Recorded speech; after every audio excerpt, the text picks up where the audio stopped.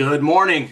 Welcome to the Daily Huddle. Happy Monday for all of you that are here with us and that might be watching out there on YouTube or watching later on after this is long gone and long happened.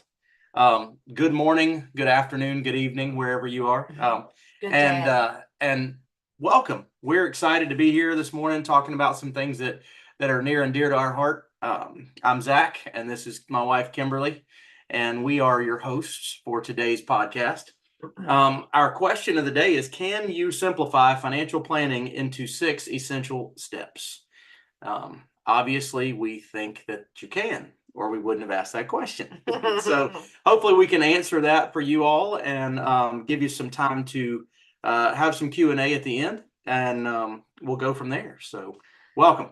Welcome, welcome. I think before we get started, we'll do an official shout out to McKenna, who's our second daughter. She is officially 22 today. And for some of you, you know that when I was on maternity leave with her, that's when I got into the financial services business. I was a teacher prior to then. So she signifies our career in this industry. So happy birthday, McKenna. Yeah, just talked to her earlier. So I want to talk to you guys first. We want to talk about the 6 steps, but I want to take all of you on a journey on how do I do this, not necessarily yourself, because I definitely think that you need an advisor at some point to guide you through choices and suggestions.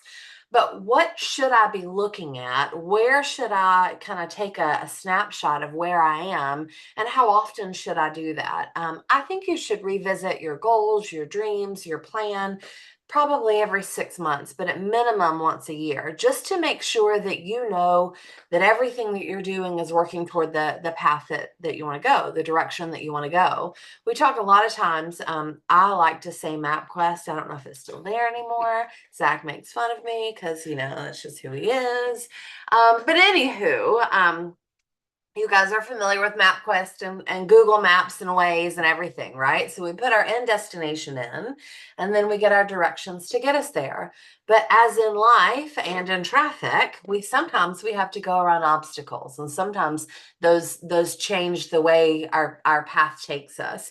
Doesn't mean that our end destination's different. It just means we might have to make some adjustments. And sometimes our end destination is different, right? Sometimes it's not even in there. I mean, that's the biggest thing that we have, is that people don't have goals.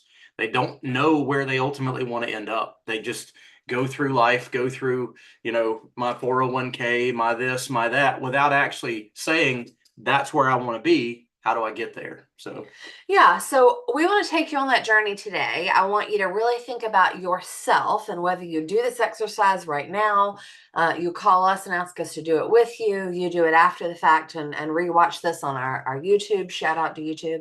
Subscribe, follow, like, love, share, all of that fun stuff. But how do you start? What do you do? First of all, you start with a big piece of paper, so that's blank and nothing else in there to distract you. And if you're married or you have a partner, you should have them there too, because I think it's an all-encompassing conversation. But ultimately, I want you guys to think about your goals and dreams first and foremost.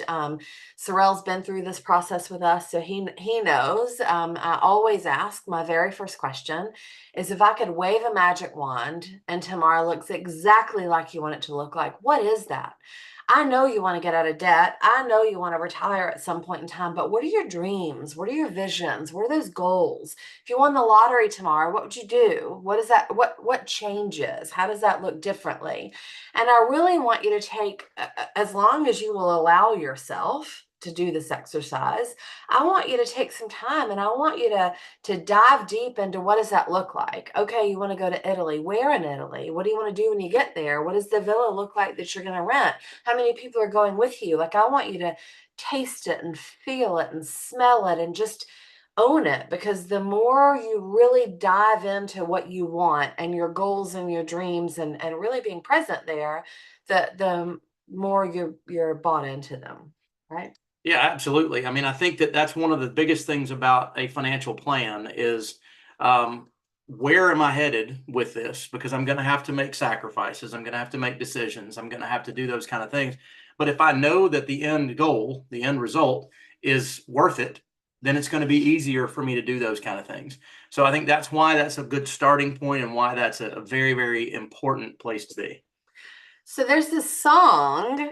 I'm not going to sing if that's what you're going to say. I'm just not going to Just a do it. little clip. Nope. Like, Sorry. just a little bit. I'm retired. Do you know the song? Uh-uh. Yes, you do. It's Pay Me Birmingham. Oh no, I'm not singing that song, but it's good. It's a one day, right? Some other streaming opportunity will do that, but it's a great song and it paints a picture, and it's how you use. How's it sound? You can see the front porch going all the way around the house. You can see everything as you listen to the lyrics, and that's how you need to be with your goals. You need to be able to be sitting right there on that front porch in Birmingham where you can see all the things going on, and you can really almost smell it when he's talking about it. So you're more than welcome to jump right in and sing it if you'd like to. But one day I'll get him to sing for you guys. It's a great example. It is a great example. So that's where I want you to start. I want you to start at, who do you want to be when you grow up, right? Sometimes we get so caught up in our everyday life and the rat race of getting up, going to work, coming home, feeding the kids, going to bed, getting up, going to work. We just can't see past, the hand in front of our face. So I want you to really take a minute, dive into that, decide who you want to be when you grow up, or who did you want to be before you didn't think it was possible, right? In third grade, we all could do anything we wanted to do. And then we allowed life to brainwash us a little differently. So go back to that time frame. Who did you want to be? So that's where I want you to start when you're really taking a snapshot of where you are. And then I want you to just take an inventory of what you currently have and where you currently are in your financial life. So do you have a mortgage? Right? Write it down. Yes, I have a mortgage. This is what my house is worth. This is how much I owe. And these are my mortgage payments. Always, when we're talking about debt, right? A mortgage is a debt. A house is an asset, but a mortgage is a debt, right? When we're talking about debt, whether it's mortgages, credit cards, student loans, car loans, anything, whatever you have out there that you have a payment on, I want you to write down what you owe. And I want you to write down what your minimum payment is and what your actual payment is. And I want you to think through that process. I don't really care what your interest rate is because we can talk about that later. But I want you to take that snapshot. What do I owe? What's my minimum payment? What am I actually paying? And so I want you to do that for your mortgage. And I want you to do that for your liabilities, for your credit cards, for your cars, for your student loans, for everything. Then I want you to look at your assets and I want you to really just write them down, right? Just take a snapshot of where you are. Do you have a checking account? Do you have a savings account? About how much do you keep in there on average? What does that look like, right? And then go through other accounts. Some people don't have any other account, and that's okay. We have to know where you are to know how to start, right? Other people have so much out there, but is it actually going to get us to that end goal? Are we going to be where we want to be at the end of the day? I don't know. We have to look at those conversations as well. But write down if you have a 401k, your 401k balance, and if they're matching it. If your company gives you a 3% match, write that down. But if you put in 8%, we want to know that too, right? We want to look and see what's out there, what our options are, what our choices are. So to backtrack a little bit, we talked about 6 steps. And we're kind of going through some of these, and we're going to break it all down for you. But I want you to know that the goal setting part of it and kind of finding your why this planning matters is kind of step 0. We're in step 1 now, which is increasing cash flow. No, we're not. We're just gathering the inventory first. But that's what we're doing this for, right? So I want you guys to know, based on our outline and based on our question, that we have a method to the madness here. We will teach you the 6 steps, I promise. But you have to know what you have before we put it in that order, right? So assets. And then the next question is about your life insurance, right? Do you have life insurance? Is it only through work? What are the benefits of that? How much does it cost you? When does it expire? What does it look like? Same conversation with health insurance. If you're self-employed, it's probably a bigger conversation than if you are employed, right? But do you have it? What is that? And then finally, how much money are you making on an annual basis? What does your income look like? Where does your money come from? Last couple of questions that I always like to ask is, do you have a will or a trust? If not, that's a big hole in your plan, and we'll talk about that in a minute. If you were to retire today, how much money do you want coming in on a monthly basis to live exactly the way you want to live in retirement? right? And that's a question that's different for everyone. Do you want to rock on your front porch like that Birmingham song, or do you want to be in a yacht in the middle of, the ocean somewhere? Both are fine. They're just two totally different plans and life plans. When do you want to retire? But I think the other most important question for everyone is, aside from what you're currently doing, how much can you afford to set aside on a monthly basis to reach some of your goals and dreams? Remember, for me, this isn't let me take all this money and invest it. This is a real question for you. All right, here's your goal. Here's where we want to be at the end of the day. Are we on track to get there? Yes or no? But if not, how much more can you afford to set aside? And a lot of people say, well, let me do my budget. And if I cut out this and I cut out that, and I always say no, because that is probably who you are, right? That is probably who you are and who you're always going to be. Can we always make changes, and can we always make adjustments to our budget and what we do? Yes. Do we always set, New Year's resolutions to change our life and be perfect? Yes. If we do that with our financial plan and we say that we're going to cut out all this stuff, and we put a plan together to take that new money that you just cut out of your budget, it's probably not going to be successful because we're not disciplined, right? And that money's just going to go back to where it was being spent, and we're going to stop investing because it's not as fun as going to dinner or And watching Netflix or Hulu or most whatever. people know in their gut what they can afford to set aside. Mhm. Most people know. They're Or what they're willing to what they're set willing aside. to, right? Not necessarily what they can afford to do. So, I mean, there are things, and we talk about those changes that you can make that increase cash flow.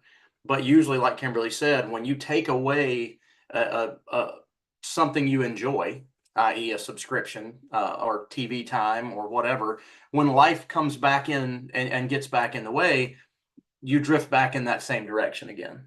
So we have to understand human nature also when we put together a plan, because we want it to last. The number one problem with most financial plans is people don't stick to them. They make a plan, or they start going down a road, and then they just change directions, or they stop, or they take a month off because they need this. And then the next thing you know, it's 6 months. So know that. Yeah, so now I want to take you. Now you have a snapshot, right? You know what you want to do, who you want to be when you grow up, all of that, where you are currently. What are those 6 steps that then you go look at? Then you kind of categorize your life in that agenda, I guess. I'm going to list them to you, and then we'll kind of talk about them individually. So step number 1 is increasing cash flow. Step number 2 is debt management. Step number 3 is emergency fund. Step number 4 is proper protection. Step number 5 is building wealth. And step number 6 is preserving wealth. So if you take all of that data that you just gathered about yourself and you categorize it in those 6 areas, you really can start to see that puzzle that becomes so overwhelming for a lot of people become more simplified, right? So increasing cash flow, let's talk about that. There are ways to increase our cash flow, right? We can look and see what we can tweak inside of our budgets. We know what we're overpaying on credit cards or mortgages or 401ks or whatever, because we just did that exercise between my minimum payment and my actual payment, right? But outside of just repositioning the money that you have, or potentially going to ask your boss for a raise, is there any real way to significantly increase your income? The answer is doing what you're currently doing is probably no, right? Most people's problem isn't that they can't manage their money, it's that they don't make enough. So everyone, regardless of where they are in life, need to think about multiple streams of income. How can I make more money? If it's in the field that you're in, great, go develop something new, create a business, whatever that looks like for you. Obviously, in our world, we always have an opportunity to, get your life insurance license, come work with us and help people down this financial crusade. Go start a lawn care business, right? I promise you, everybody in the world needs their grass cut. I do, right? Our lawn care guy left before summer started, so it's been my lawn care guy. And that's okay. But It's just time, right? But also time. But do something like that. You've got Etsy, you've got Amazon resellers, you have, go out and do something on Fiverr. You guys know that you can go out there, and if you're great at taking pictures, go take pictures for an event. We have an event coming up in St. Louis, and I'm hiring someone from Fiverr to come out and just document our day, because they're going to do that and I'm not going to do that, right? So there are plenty of ways we can increase our income. We just have to think about what is our option. So if you're not set for retirement and you don't have enough money to set aside on a monthly basis to effectively change your retirement situation, then you got to make more, right? To me, and I think we get into this conversation with our clients a lot, because for everyone, they want to make this an emotional conversation, and it really isn't, no, right? it's a math problem. It's a math problem. Yeah. Math is just numbers, and numbers are not emotional, but we put everything else into it where it becomes emotional, and really it isn't. I can't afford to set enough money away to retire. I have to make more money, period. Simple as that, right? So look at the avenues and the opportunities in your life. And I think the more you start looking for that, and the more you open your mind to possibilities, the more they'll come to you. Just an abundance mindset as well. You want to talk about debt management, step number 2? Yeah, so debt management is exactly what it says. You got to understand the difference between good and bad debt, and this is where you're going to look at those rates. You're going to look at what you're paying. The rule of 72, Albert Einstein called it the eighth wonder of the world. It's basically the rule of compound interest. And so we tell people, if you want to know why all the banks have all the big buildings in Atlanta or in the city that you live in, it's because they understand the rule of 72. The rule of 72 says if I divide what I'm earning into 72, it tells me how many years it takes my money to double, right? So let's just round up for simple math's sake. If you're paying 28% on a credit card, the bank's money is doubling in less than 3 years, every 3 years on my debt, right? They are really, really growing their assets out of my pocket. So we have to have people understand that whatever you're doing, if you're chasing a market-based return of an average of 12% over history with $50 a month in a mutual fund account, and you've got 28% on a credit card that you're paying a minimum payment to, we've got to make some adjustments. We've got to have a plan to put the right money in the right place. There are ways to consolidate debt. You hear about it all the time. There's personal loans, there's home equity lines of credit, there's all those kind of things that can be done. But the problem a lot of people do is when they get into that debt management, they get the home equity loan, they pay off their credit cards, and now they're paying, I think equity lines now are probably in the 8.5%, 9% range with rates the way that they are, but they're paying 8.5%, 9% instead of paying the 28%, but now they think they're debt free. I got all these credit cards paid off, so it won't hurt me if I just buy that TV for the Super Bowl, right? I'll pay it off. I mean, that's literally the way our brains And then they think. have more debt and then more payments. And equity's gone. So when you take that inventory, like Kimberly talked about, and you put it all right there in front of you, you know equity. You know it's got a value. And if I use that, that's my money. If I use that towards my debt management, I have to manage all of my debt. I have to do it that way. So it's very important to take a look at that straight through. The next step that we talk about is creating an emergency fund. Before you go to that, I want to just give you a couple of tips on debt management. On how to eliminate, sure. Some people might not have 401ks that they can access and borrow against themselves. Some people might not have equity. Some people might not have the ability to take a lump sum and change the interest rate and pay it off faster, right? So what are your choices? What are your options? We can go back to step 1, which is increasing our cash flow. The more money we make, the more money we have, we can set aside if we're responsible with it, right? To pay down some of our debt or pay off our debt. But also remember the exercise between minimum payment, actual payment. I do this 15 times a week with clients, literally 15 times a week. And every time on that second appointment, when I come back to them, they're overpaying their 5 credit cards by $50 a month, all of them. Instead of just taking that $50 a month times 5, what is that? $250? Maybe. If not, y'all can correct me. But instead of taking that $250 and applying it to one credit card, how much faster would that go away, regardless of the interest rate, if you're putting all of that chunk into one, and then when that's gone, rolling it into the next one. It's common sense. It's easy to think about. We know it when it's told to us, but our emotions get in the way, right? And we're like, no, no, no, but I want to get out of debt. I have to overpay all of them. And really it just takes you longer to do that. So that's a quick, easy tip. Just overpay one. When that's gone, don't allow that money to go back in your budget. Just roll it to the next one. card. It might not be as fast, but it still is effective. And if you're making more money through some of your other, entrepreneurial opportunities, then you can chunk that to that debt as well. So the next step is to have an emergency fund. One of the reasons that planning or investing stops is because of emergencies. It's also one of the reasons those credit cards create such a big problem. So we want to get the credit cards under check, and we also want to have 3 to 6 months of our living expenses in a liquid emergency fund account.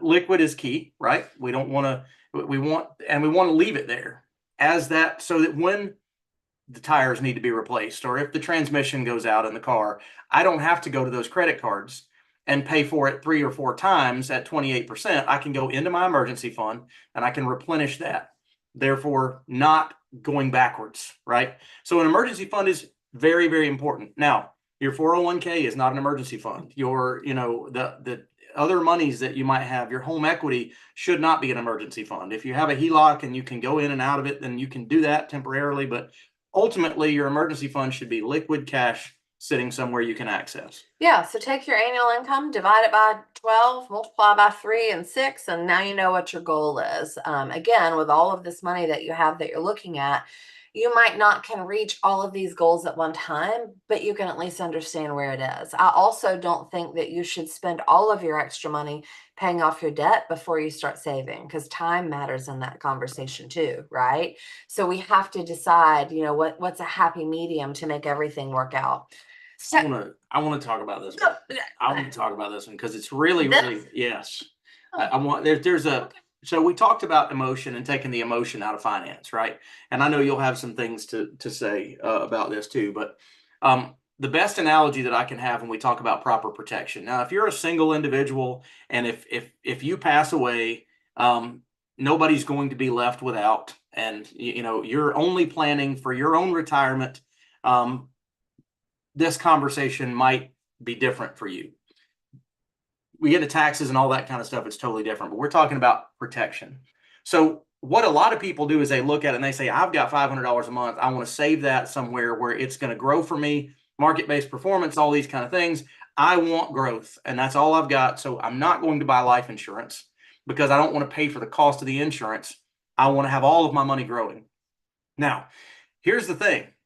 If I talk about our family and I say, okay, if I'm not here and I take that emotion out of that, right? Of course, everyone would be devastated, right? If I wasn't here. That's emotionally, right? Now, financially, we don't want them to also be devastated. So I say that talking to clients that have people that are counting on their income I tell them we want your plan to be self-completing. We want it to be done whether you're here, completing it yourself, or whether you're not here. Then I tell them a little analogy. If you had a machine in the garage that systematically every year printed out $120,000 worth of money, would you insure that machine? All you have to do is turn it on and it makes you $120,000, let's say. I would insure that machine much faster than I would insure my cell phone, much faster than I would insure even my vehicle. I would want to make sure that that machine was paid for, that I could cover that machine if I lost it. Now, that is simply life insurance on the breadwinner in a family, in a plan. That is all that is. Whether I'm here or not, it's not about, down the road. It's about literally my ability to show up and work every day produces X amount of money for my family. That is not an emotional conversation. That is groundwork, foundation for financial planning.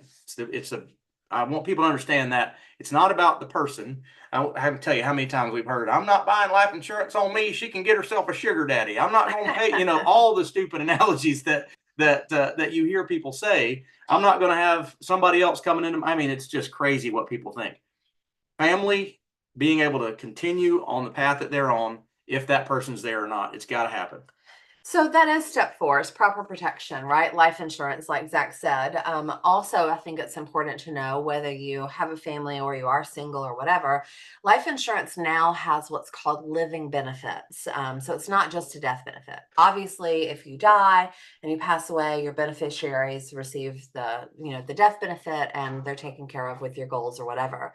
But living benefits means, what if I live, right? What if I have a cancer diagnosis or heart attack or stroke or something like that?